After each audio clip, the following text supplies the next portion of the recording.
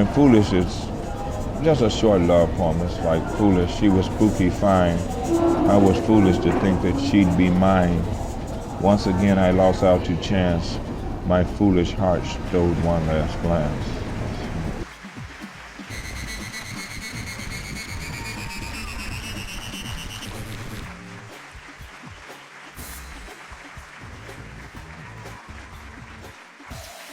So, homeless. Here I stand, day in, day out. Empty man's eyes shout out for help, but you walk on by. Here I stand in need. Thirsty pockets mumble, help me please. And you go your way. As my spirit chokes, the corners share my pain. I stand alone and homeless, and the corner feels my pain. Here I stand, here I remain. Day in, day out, like always, here I stand. The empty man, hands out, eyes open, heart closed, invisible, and the corner shares my pain. I stand alone and homeless, and the corner asks my name. My answer is always the same. I am somebody.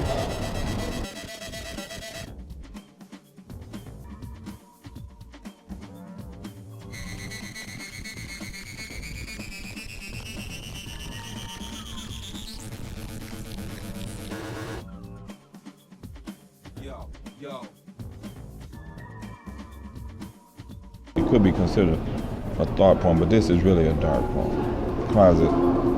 Within the confines of the closets in your mind, the skeletons of your soul toast the ghastly wines. Haunted spirits blowing longing to be free, never clutching the key. Only drifting in limbo in the mind's shadows. Fifth dimensional prisoners in time, haunting spirits longing to break free, but never clutching the key. Poet, a writer, and a StreetWise vendor. But I like to really refer to myself as a human being first, then a poet, then a writer. In that order? In that order, yeah. I've been writing poetry since I was 14, and I'm 54 now. So 40 years of writing my own poetry. And some of the poets that mostly influenced me is Longfellow, Shakespeare,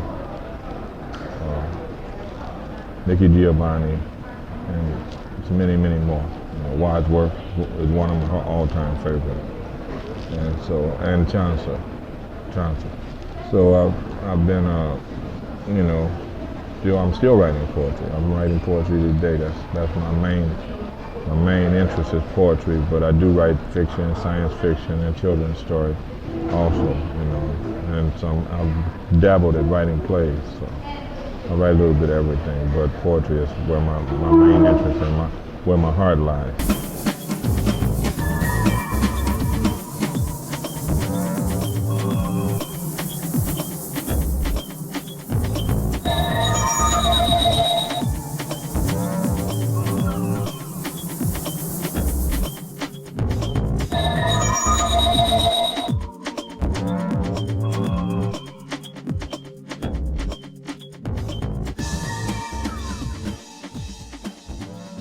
I went to DuSable High School.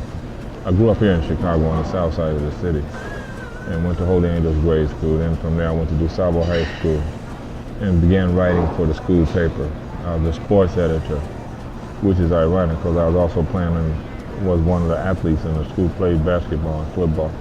So I had to be careful not to write about myself in high school.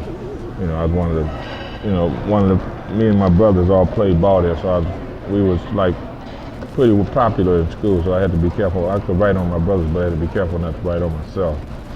And so then from high school I went to Vietnam, and after Vietnam I came back and took a few years. Then I went to Columbia College from there and decided to pursue my writing career.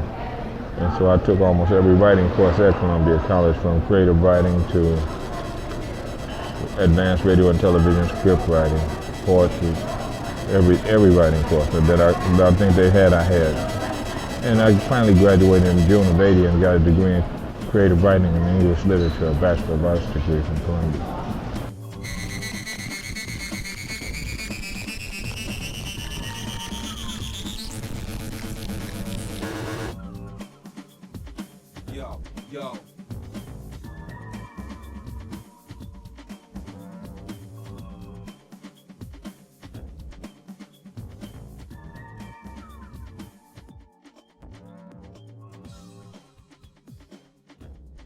I graduated from Columbia in June, and about the same month I got a job working for the Department of Commerce as an editor, and worked with them for 7 years as an editor. And then in '87 I switched over from the Department of Commerce to the U.S. Postal Service and became a letter carrier. So I'd switched from one government job to another. And I carried mail for 7 years. And then it got a little physical and demanding. So I stopped doing that in '94, resigned, and then started driving a taxi cab, oddly enough, for 7. Everything I do is in spans of 7. So I started driving a taxi cab in the south suburbs of the city, of Chicago, of Illinois, south suburbs. Hazel Crest, Harvey, Homewood, all those areas, Creek, Crestwood. And I did that for 7 years. Then after that, I decided, I'm tired of driving cabs. So I stopped driving a cab, and now after that, I ended up at StreetWise. And so I've been at StreetWise going on 4 years now. I guess I'll be there 3 more years, and then I'll.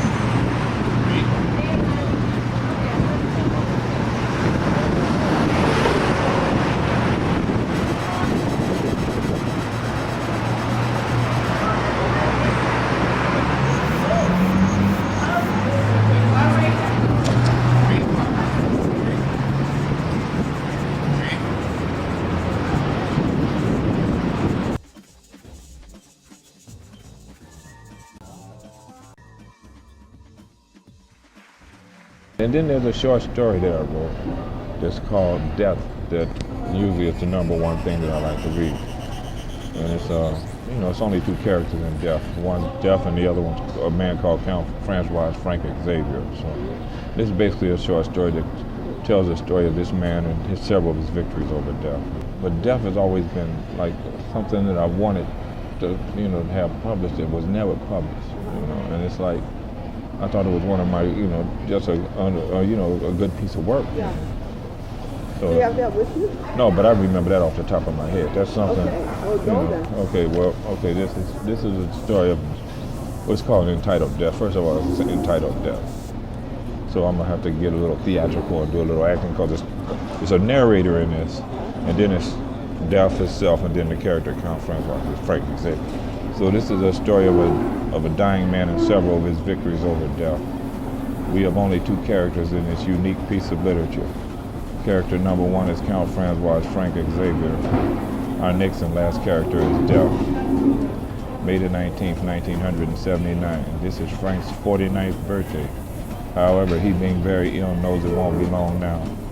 At 12 o'clock this night, Frank is to compete with his arch rival Death. Thus the conversation goes as follows. Frank summons Death at 11:30 p.m. and now lays waiting for his entry. 10 minutes had passed since Frank dared Death to make clear his presence. Now Death enters the small, dark, isolated room in which Frank is residing.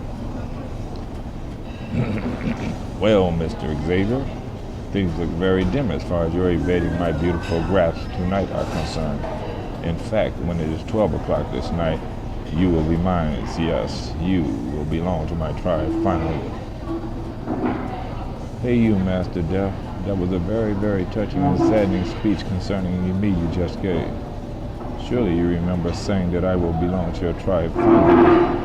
Yes, finally it will be. Let us just recall several of my victories over you. For example, when I was 14 years of age and brutally beaten by the KKK, you thought you had me then, didn't you? Didn't you? Or maybe you prefer hearing about when I was 18 and took an overdose in dope. Yes, I confess.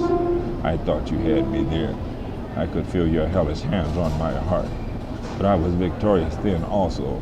In fact, Mr. Life Taker, I've evaded your satanic hold so many times and have done more than you can ever imagine any other individual doing.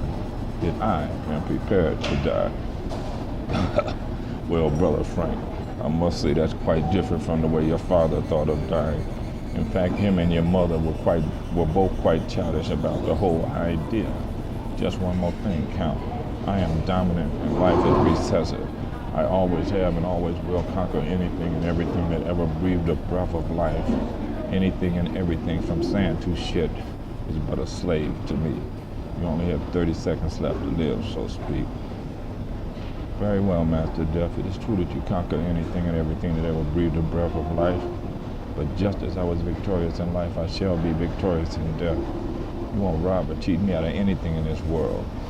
Well now, Master Death, I am ready to abandon life and all its worldly pleasures so that I can explore the mysteries of you. And die you will, Francois, and die you will. Ha ha ha, I got you.